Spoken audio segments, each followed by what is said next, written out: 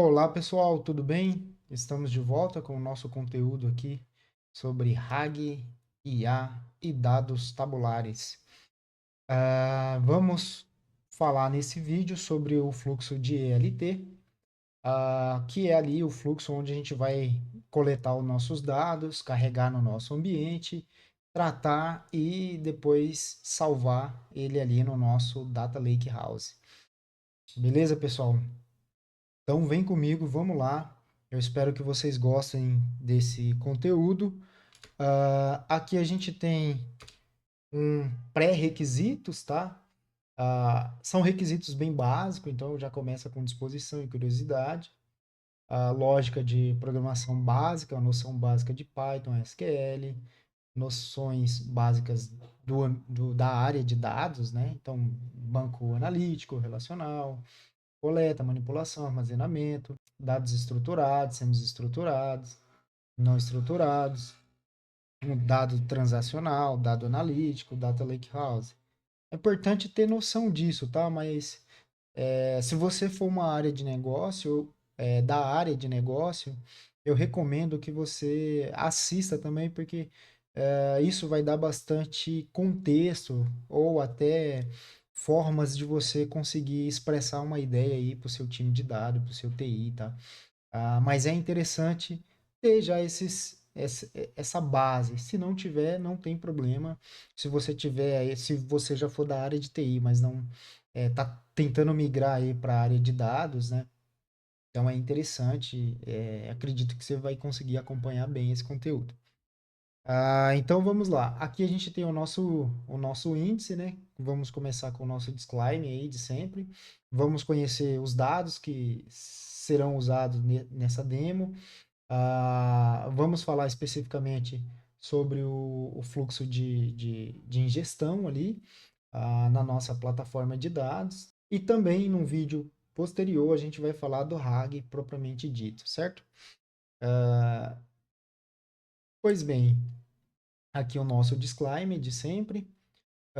E aqui a gente vai apresentar as fontes dos dados, né? Então, como vocês podem observar, a gente está aqui com um print da seção de desenvolvedores ali do site Olho Vivo. É uma aplicação da SP Trans ali, né, de São Paulo. Então, por esse aplicativo chamado Olho Vivo, a gente consegue aí obter informações do transporte público da cidade de São Paulo. Então, observem que o próprio desenvolvedor, né, o próprio site, ele faz uma chamada aqui aos desenvolvedores, né, com foco nos desenvolvedores, para criarem aí aplicativos ou alternativas para facilitar a informação ao público, à população que usa os serviços, né, e os ônibus da SP Trans.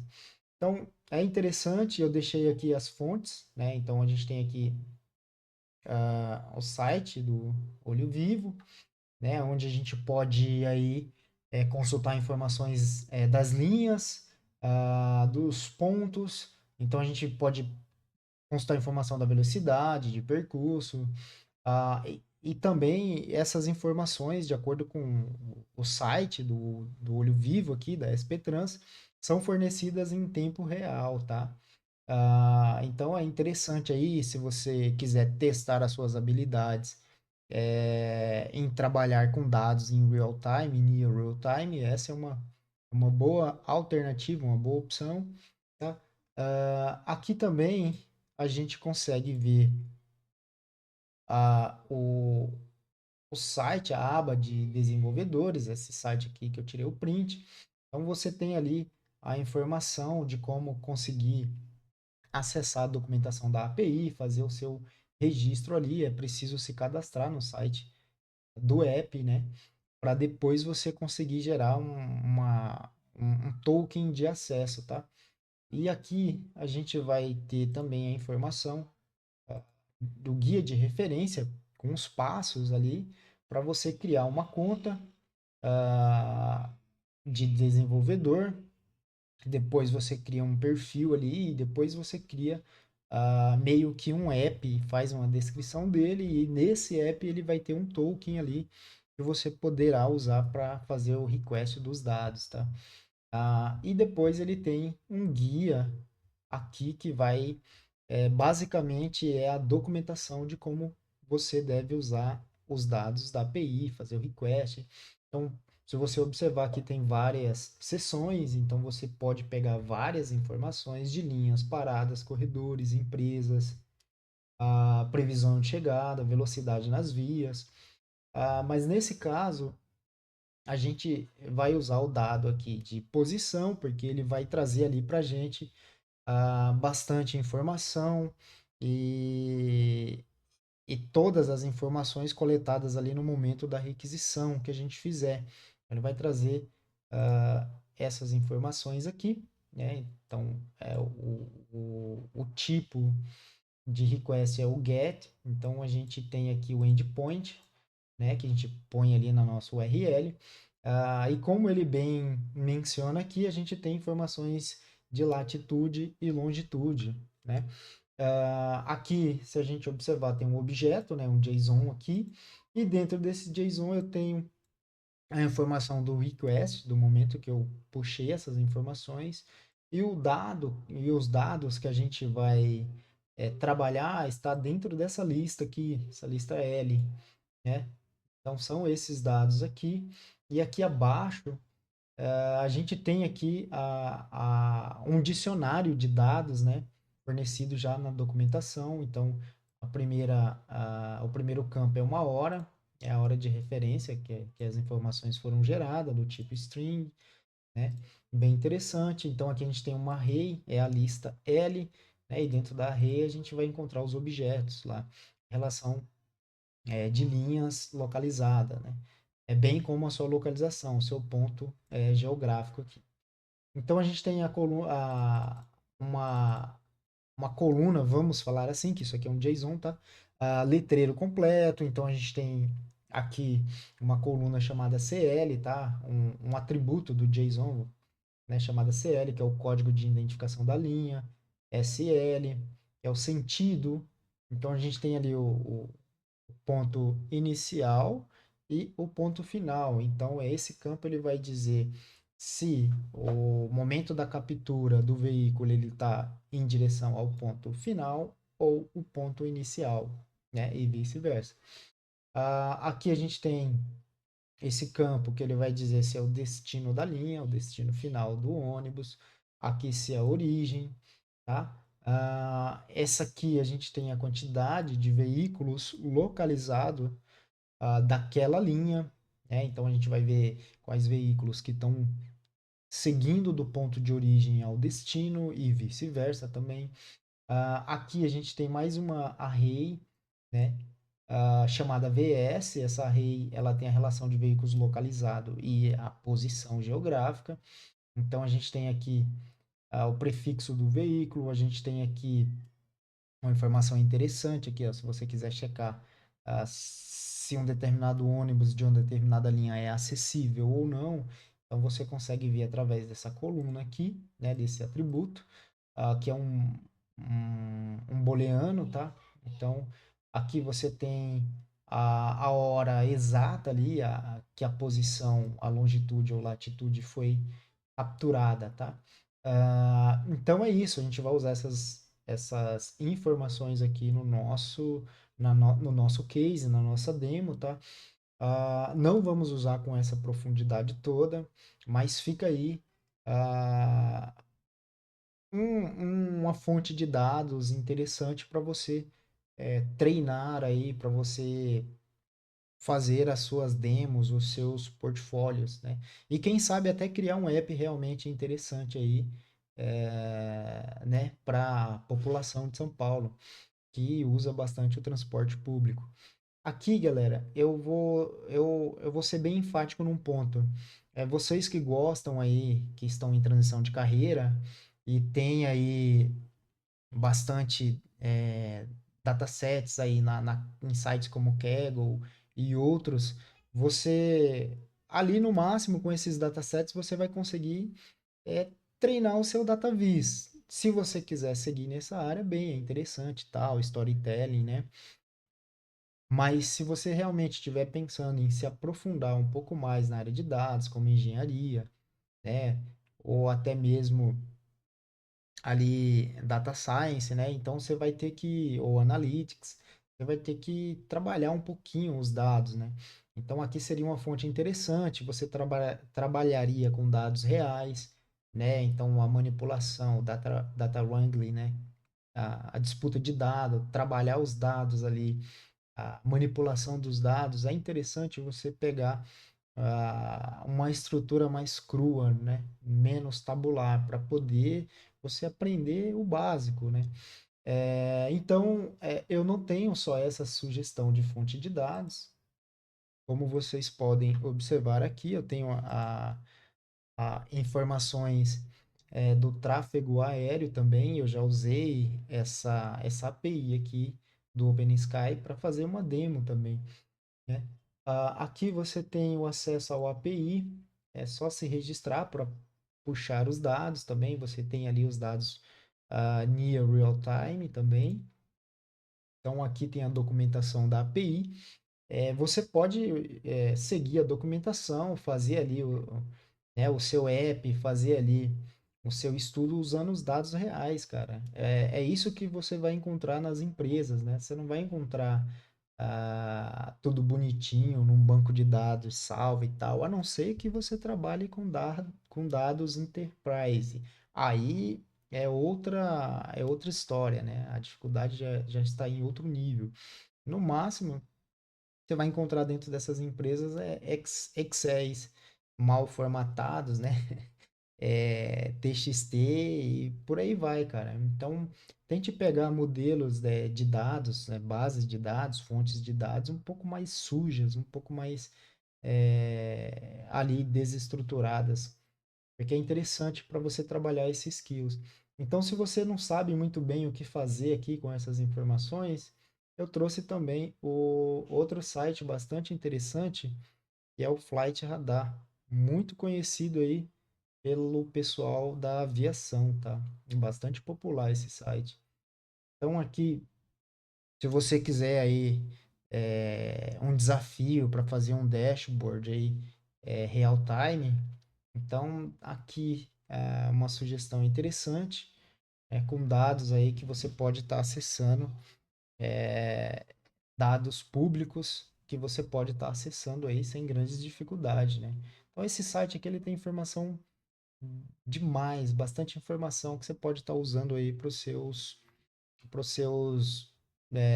treinamentos ou até fazer um projeto interessante, cara, oferecer para o mercado aí, né? Quem sabe aí você não consegue se destacar numa área aí de transporte, né? Tem muitas empresas de logística, então é interessante, cara. Tem bastante oportunidade, né? Vamos voltar aqui para o nosso conteúdo. Então é isso. Essa aqui será a nossa fonte de dados. Esse aqui é o nosso fluxo. Então, hoje, nesse vídeo, a gente vai falar apenas do workflow, onde a gente faz a ingestão de dados usando ali, né, o ELT. Então, a gente vai ali fazer a conexão com a API, fazer a extração dos dados, a gente vai carregar no Spark, a gente vai transformar os dados e, por fim, armazenar ali no nosso Lakehouse. Beleza? Basicamente, essa é a introdução. Agora vamos pôr a mão na massa, tá? Eu tenho aqui o nosso workspace. Então, quando se vocês já baixaram lá o ambiente que está no meu GitHub, você vai literalmente se deparar com essa tela aqui. O projeto atual que a gente está trabalhando, ele está aqui nessa pasta de projetos, chama-se Bus, e a gente vai entrar aqui na pasta de Data. Então, aqui dentro tem esse notebook chamado ELT, e é nele que vamos trabalhar, ok? Deixa eu só exibir aqui o número de linhas. Eu gosto de me orientar pelo número de linhas. Então, aqui a gente tem, vamos criar o nosso app, né? Lembrando que nesse ambiente eu não coloquei o Spark com o Workers, tá? Ele só tem aqui um, ele só tem aqui, vamos dizer assim, o Drive, né? O Master configurado no formato standalone. Então, se você quiser é, configurar ali alguns workers para você trabalhar, então você vem aqui no Docker Compose, e faz a sua configuração, ok? Aqui vamos carregar o nosso app, vamos inicializar o nosso app, certo? Ah, que ele carregou, é uma mensagenzinha de warning.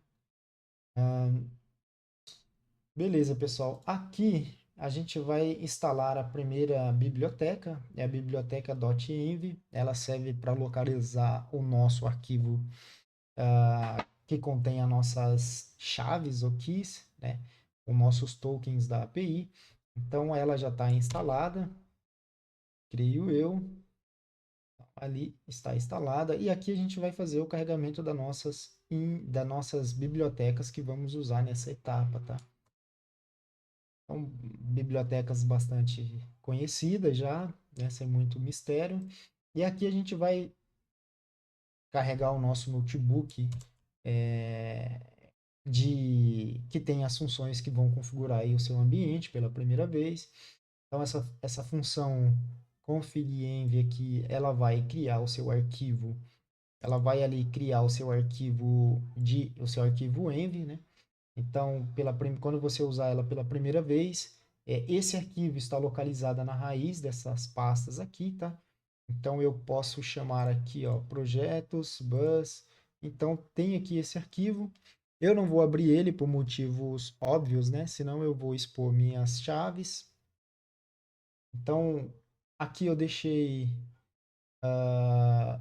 uma ajuda para vocês. Então, se você quiser melhorar essa função, né, quiser fazer qualquer ajuste nela, sinta-se à vontade. Então você pode acessar a docstream dela aqui e ver como ela é usada, tá? Esse outro notebook aqui, eu separei as funções de dados, tá?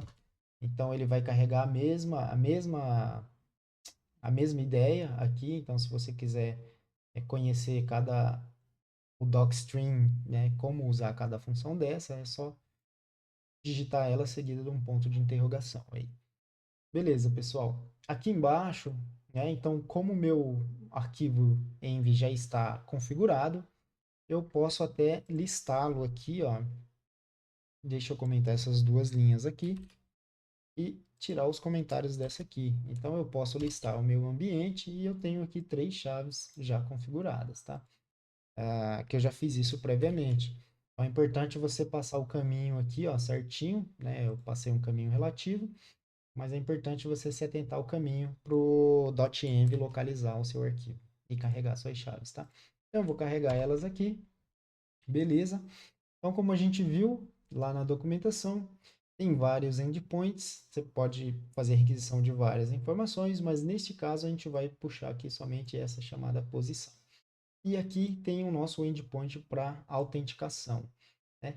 Então vamos carregar essas informações. Aqui, como a gente já carregou a nossa biblioteca aqui, o types do PySpark, né? Aqui a gente está basicamente definindo o esquema da nossa tabela, do nosso data frame que a gente vai converter aqui.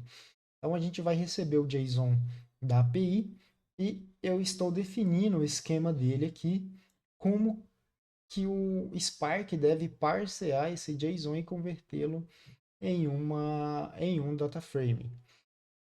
Sem segredo, tá? Eu estou convertendo tudo como string porque é a chegada do arquivo, tá?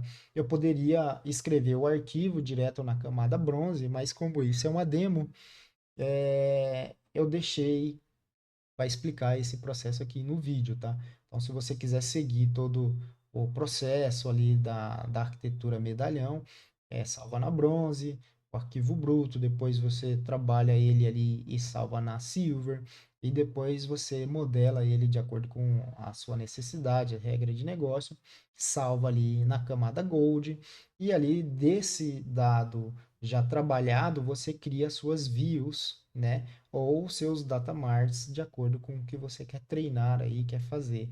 É o cenário mais comum que a gente acha aí nas empresas, ok? Aqui eu fiz uma. Aqui, essa célula, ela é o meu orquestrador, tá? Eu poderia encapsular tudo isso aqui dentro de uma função e chamá-la de orquestrador, mas eu deixei simplificado aqui para a gente ir entendendo, tá? Para ser mais didático, então eu tenho aqui uma montagem de URL, né, do meu endpoint de autenticação, eu salvo nessa variável e eu uso a função auth aqui com essa URL montada para a gente fazer o nosso login, a nossa autenticação. Então essa autenticação ela está sendo feita dentro de uma sessão, porque eu suspeito que essa API ela guarda a sessão, ela guarda alguma coisa, porque ela não pede, ela não vai gerar um segundo token, ela não pede uma senha, ela não pede um user, e a gente não tem que construir um header para ela, né? Então, eu estou recuperando aqui a autenticação dentro dessa sessão e a resposta se a autenticação foi bem sucedida ou não. Então, a gente vai no nosso arquivo, no nosso notebook de funções de dados, tá? Eu gosto de separar assim. Imagine uma aplicação modular. Então, você vai construindo ela por módulo e vai chamando o módulo de acordo com o uso dele, né? Isso é melhor, é mais, digamos assim, uma boa prática para você não fazer aquele linguição de código, aquele notebook linguição, né? Que é difícil você se localizar. Então, aqui a gente vai lá no bus, né, na nossa pasta do projeto, entra aqui em Common e a gente vê aqui, ó, Common Data, como data e entra aqui dentro, né? Então eu tenho uma função de autenticação aqui. Então basicamente é isso, pessoal. Eu tô usando a lib request do Python com a sessão para criar uma sessão. Então dessa sessão eu faço um post, né? E aí, passando a URL que eu vou receber, né? E aí ele guarda o resultado dentro do response. E desse response eu checo o status code se é 200, né? Autenticação bem sucedida. E checo também a informação se a autenticação foi concluída com sucesso, verdadeira ou falsa, né? Então, porque às vezes tem API que devolve 200 aqui e isso aqui vem false. Então, é importante a gente checar. Aqui eu passo o response, né, esse true para essa função, e eu retorno a sessão e a resposta, se a autenticação foi bem sucedida ou não, eu retorno ela para minha variável. Então, vamos acompanhar aqui. Eu posso vir aqui, né? Então, aqui dessa função a gente está recebendo essas duas variáveis, uma contendo a sessão e a outra a resposta se a autenticação foi verdadeira ou não. Aqui eu estou checando se foi verdadeira a autenticação, então eu faço a minha requisição. Então, aqui eu estou montando de novo mais um endpoint. Aqui eu já estou fazendo a requisição dos dados, tá? Eu guardo nessa variável e aí eu tenho essa função getData. Então eu passo para ela a sessão, eu passo para ela a autenticação e passo para ela o endpoint. Então vamos ver o que ela está fazendo. Aqui eu estou recebendo os três parâmetros lá da função, tá? E aqui nessa função eu checo se a autenticação é verdadeira. Se é verdadeira, então eu faço o meu request. Então eu vou lá e faço a requisição dos dados, tá? Basicamente eu estou reaproveitando a sessão, tá? E guardo o response aqui. Então aqui eu estou fazendo um parse eu estou pegando os dados que eu recebi do JSON e estou retornando nessa variável aqui, certo? Ah, aí a gente recebe os dados da requisição e aqui eu verifico se retornou alguma coisa. Se retornou alguma coisa, eu venho aqui e crio o meu data frame do Spark. Então lembra como a gente viu na documentação? A array escrita como array, né, chamada L lá dentro do objeto que a gente recebeu no request, eu crio um data frame com essa função aqui, aonde eu recebo o meu esquema, que foi o que a gente definiu aqui, né? Então, o esquema nada mais é do que o mapeamento de todos os atributos do JSON, e aí o Spark vai pegar esse mapeamento e vai aplicar esses dados aqui e vai parsear e converter em um data frame, certo?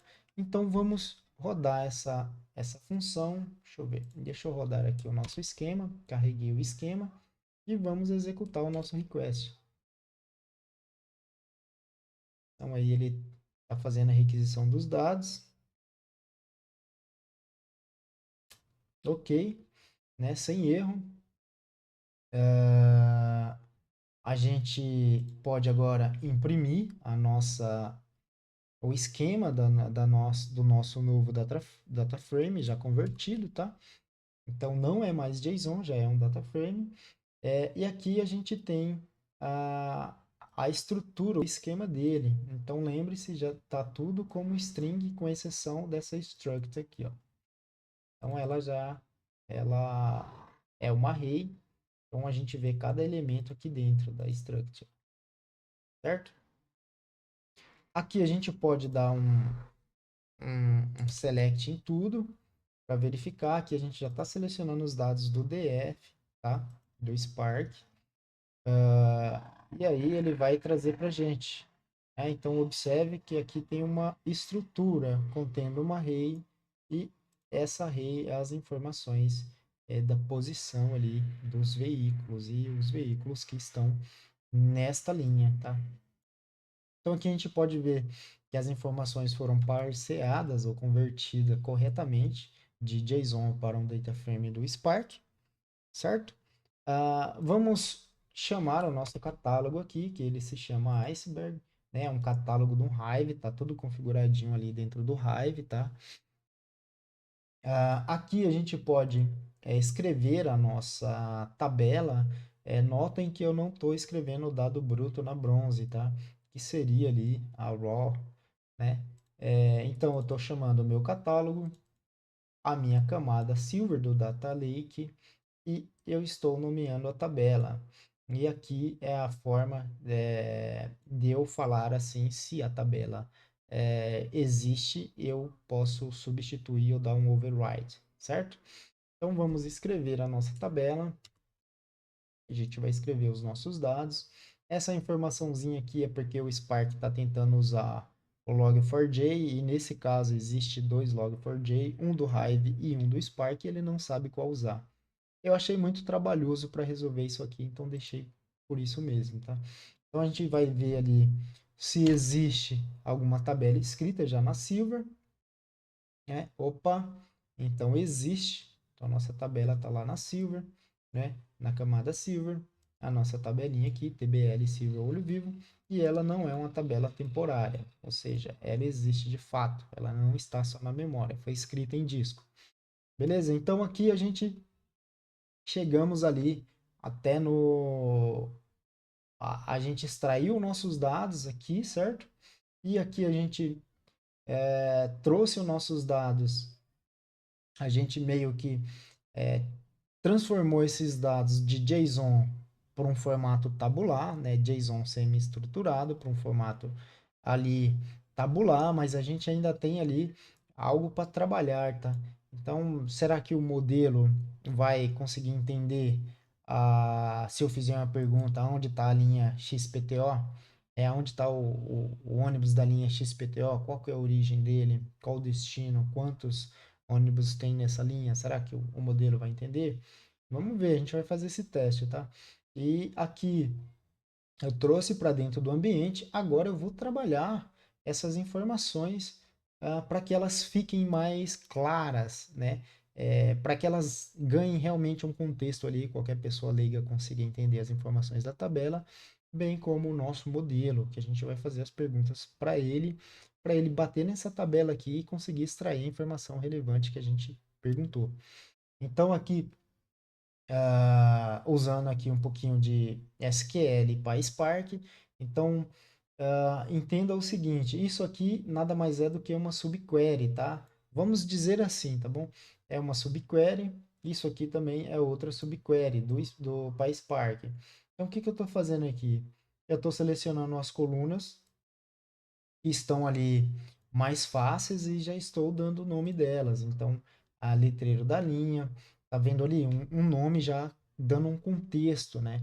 É fácil de entender e legível, porque a gente sabe que o nosso modelo, o modelo lá do Mistral 7B, ele não foi treinado com esses dados, ele não conhece, ele desconhece esses dados, tá? Então, o modelo ali, ele tem um conhecimento paramétrico baseado no treino que foram dados da internet de conhecimento geral. Então, é muito importante a gente saber preparar os dados para que o modelo possa nos dar informações mais precisas.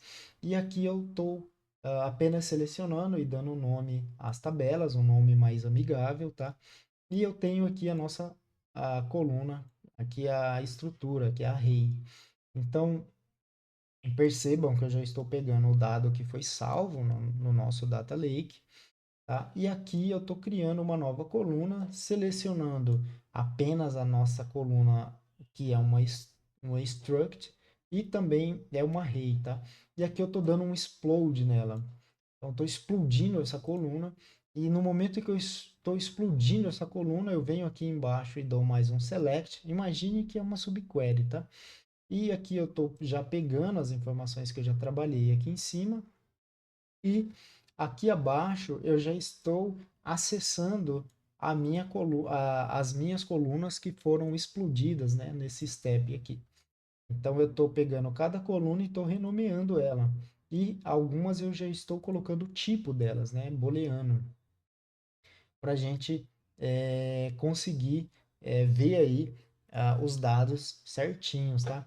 Então a função aqui eu já estou convertendo a data, né, que é o timestamp em UTC, para um horário local aqui do Brasil, tá? E é isso, pessoal.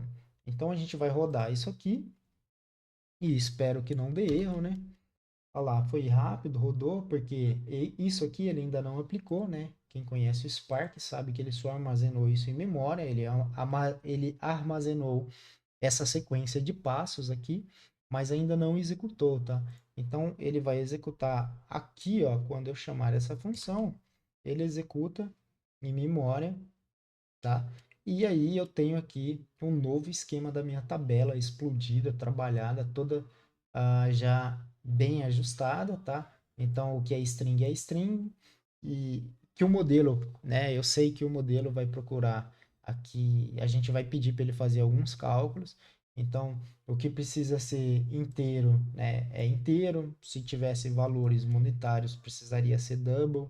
Então, aqui o que é booleano, e o que é horário é timestamp, certo? Então, a gente trabalhou, a gente tratou o nosso dado aqui de forma que o modelo possa ter menos trabalho, ou possa entender a pergunta do usuário e depois converter em SQL e depois retornar exatamente a resposta que foi perguntada, sem delírios, né?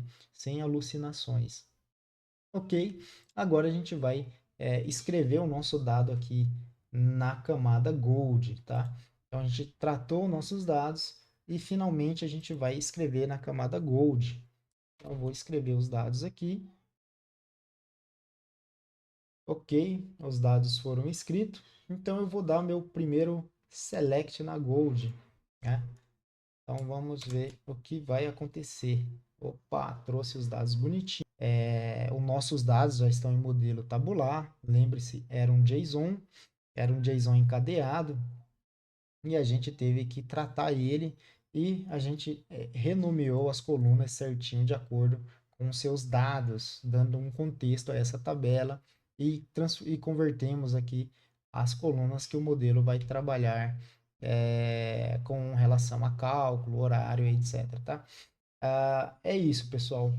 Aqui também a gente pode ver se a tabela Gold ela existe de fato, se é temporária, se a gente fez alguma traquinagem aqui. Então a gente pode ver que aqui camada Gold, certo? A tabela Gold e ela não é um temporária, não é uma tabela temporária ou view temporária, algo do tipo, tá? Então a gente viu que a nossa primeira etapa aqui foi concluída e a gente tem aqui os dados trabalhados. Então a gente extraiu os dados, a gente carregou os dados e a gente transformou os dados. Então agora os dados estão prontos para que o modelo possa trabalhar, né? Buscar informações aí que a gente vai fazer as perguntas ali pelo prompt. Bom, é isso, pessoal. Espero que vocês tenham gostado. Então, se tiver qualquer outra dúvida aqui de Spark ou até do Iceberg ou qualquer outra dúvida que eu não mencionei aqui, sintam-se à vontade para perguntar aí nos comentários, tá? Se tiver algo que eu não falei ou que possa ser melhorado, ou qualquer crítica, pode deixar nos comentários que a gente vai tentar melhorar. Então é isso, pessoal. Até mais. Aproveitem o conteúdo.